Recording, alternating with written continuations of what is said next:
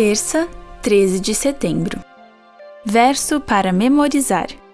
Em verdade lhes digo, se o grão de trigo caindo na terra não morrer, fica ele só, mas, se morrer, produz muito fruto.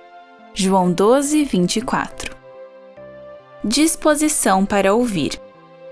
Então, o Senhor veio, e ali esteve, e chamou como das outras vezes. Samuel, Samuel! Este respondeu, fala, porque o teu servo ouve. 1 Samuel 3, 10. Você já ouviu aquela voz mansa e delicada do Espírito Santo, mas a ignorou? Consequentemente, tudo deu errado e você pensou mais tarde, oh não, por que não ouvi?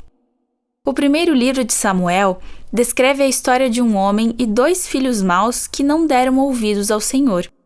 Descreve também a história de um menino que o ouviu. Embora houvesse fortes advertências de Deus, aqueles que precisavam mudar seu comportamento não o fizeram. Ouça 1 Samuel 2, 12 a 17 e 22 a 26. Os filhos de Eli eram homens malignos e não se importavam com o Senhor. O costume desses sacerdotes com o povo era este: quando alguém oferecia um sacrifício, o servo do sacerdote vinha com um garfo de 3 dentes na mão. E enquanto a carne estava cozinhando, enfiava o garfo na caldeira, na panela, no caldeirão ou na marmita, e tudo o que o garfo tirava, o sacerdote pegava para si. Assim se fazia a todo o Israel que ia ali, a Siló. Também antes de se queimar a gordura, o servo do sacerdote vinha e dizia ao homem que estava oferecendo o sacrifício: dê um pedaço desta carne para o sacerdote assar. Ele não aceitará de você carne cozida, mas apenas crua. Se o ofertante lhe respondia: deixe que primeiro queime a gordura, depois você pode pegar o quanto quiser. O servo do sacerdote dizia: não, você tem de entregar essa carne agora, senão eu a pegarei à força.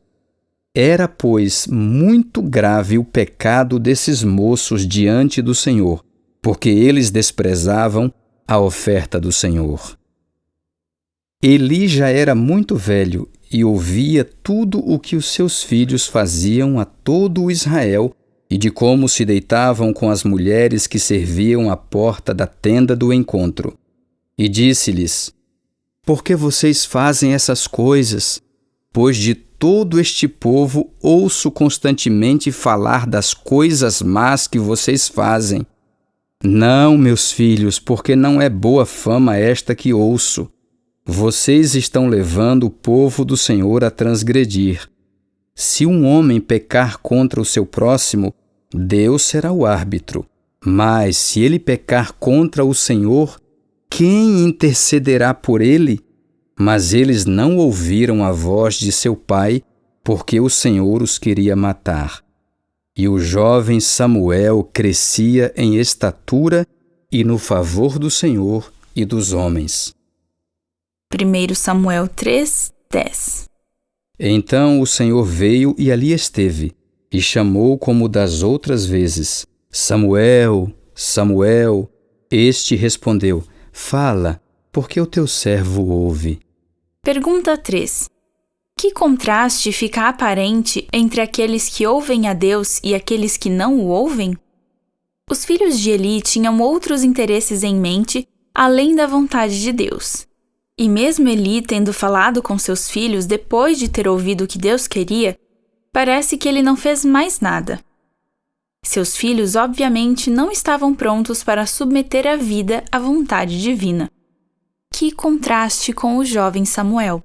O pregador Charles Stanley descreveu como é essencial cultivar a disposição para ouvir a voz de Deus e chamou isso de mudança para o neutro. Ele disse, abre aspas, o Espírito Santo não fala para transmitir informações, e sim para obter uma resposta. E ele sabe quando nossos interesses têm uma fatia tão grande de nossa atenção que é uma perda de tempo sugerir algo em contrário. Quando esse é o caso, ele geralmente fica em silêncio e espera que nos tornemos neutros o suficiente para ouvir e finalmente obedecer. Fecha aspas. O que Stanley quis dizer com se tornar neutro o suficiente? Quando você pensa sobre sua abertura para Deus, o que muitas vezes o impede de ser neutro o suficiente para ouvir e finalmente obedecer? O que você precisa fazer em sua vida para cultivar a abertura à voz de Deus e a determinação para obedecer à sua orientação?